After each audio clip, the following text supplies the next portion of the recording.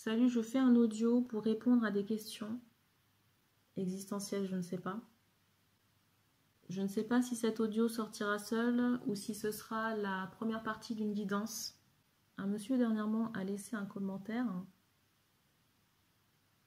concernant des énergies que j'ai dû supprimer parce que ça rameutait du cassos. Il y a une personne qui a eu la gentillesse de répondre à ce monsieur, mais visiblement ça n'est pas bien passé auprès de ce monsieur par rapport aux énergies qui sont posées sur la chaîne. Donc je vais vous lire le commentaire. Salut, tu parles de féminine et tu rappelles que lorsque tu parles de femmes, il s'agit de femmes et pas d'autre chose. Qu'en est-il des femmes aux énergies masculines et inversement, des hommes aux énergies féminines?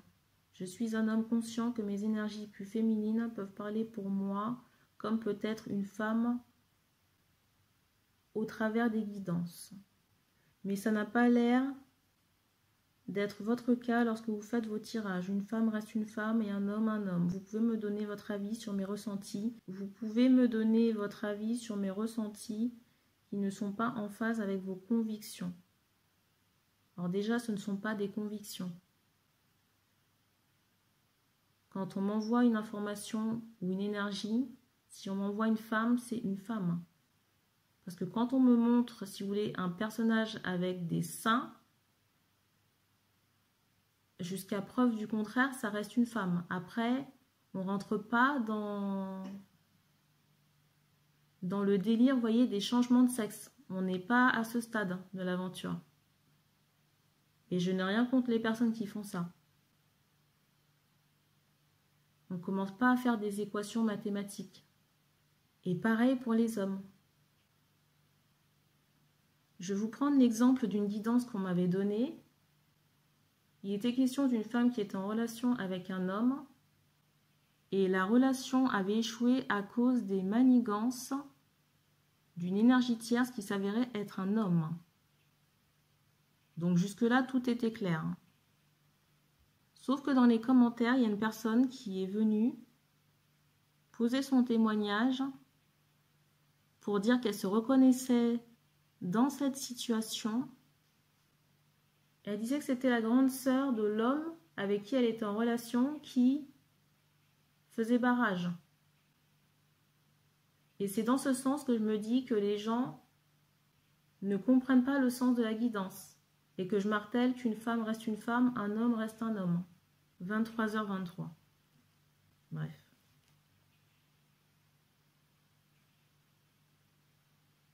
Franchement, quand je lis ce commentaire, j'ai vraiment ce ressenti, vous voyez, de quelqu'un qui a besoin d'exister et besoin de parler de sa situation, quoi. Si les guidances ne vous parlent pas, je le redis encore, vous avez tout le loisir de consulter quelqu'un.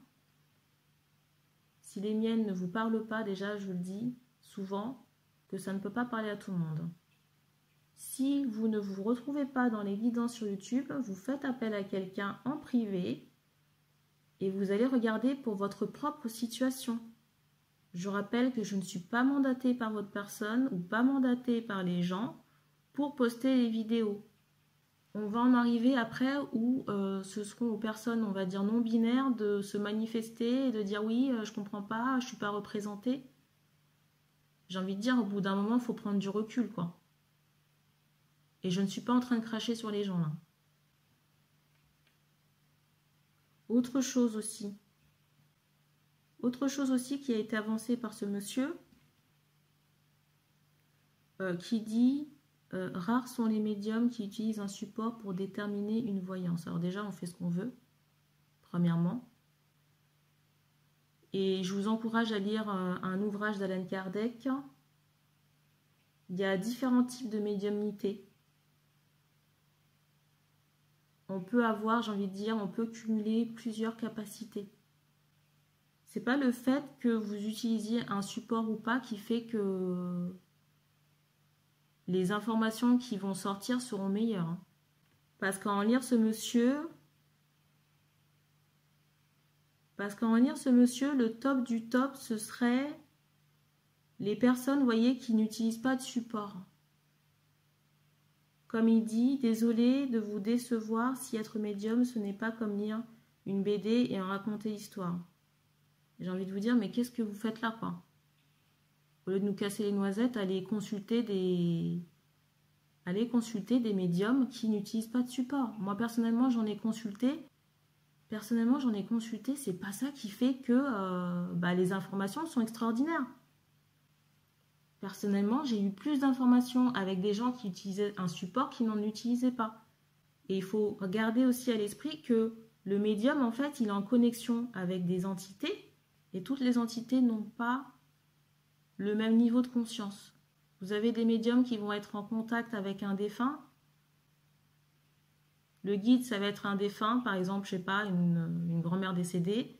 Ça peut être un être de lumière ou alors d'autres plans de conscience. Là, on m'envoie aussi en conscience le fait que vous avez des personnes qui attirent des entités trompeuses. Vous voyez, des personnes qui sont sans support et qui captent des énergies négatives. Vous voyez, des entités du bas astral ou des entités trompeuses. Vous avez aussi des médiums purs, parce que ici, on est... J'allais dire ici. Sur Terre, on a quand même affaire à une certaine catégorie de personnes qui sont un peu égotiques, vous voyez, de médiums purs. Voilà, purs pourquoi, on ne sait pas. Donc vous avez des médiums purs qui captent des entités. On m'a mis ça en conscience à l'instant et la lumière scintille. Vous avez des personnes qui font de l'incorporation, donc qui laissent la place à l'entité dans leur enveloppe corporelle. Ou alors qui... J'entends pas soir. Ou alors qui filtrent, vous voyez, les informations. Mais c'est pas pour autant que les informations sont fiables, en fait. Dans le sens où l'entité peut être négative et trompeuse. Vous voyez, donc c'est pas le fait que la personne n'utilise pas de support qui fait que c'est un bon médium. Déjà, il y a la personnalité de la personne qui conditionne les entités qu'elle attire, mais elle peut très bien ne pas utiliser support et puis vous raconter de la merde. Ça, c'est possible aussi.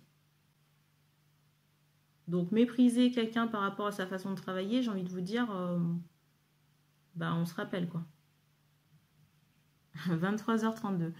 Là, je suis en train de parler, ça fait 2 fois que je vois des heures miroirs ou des heures inversées.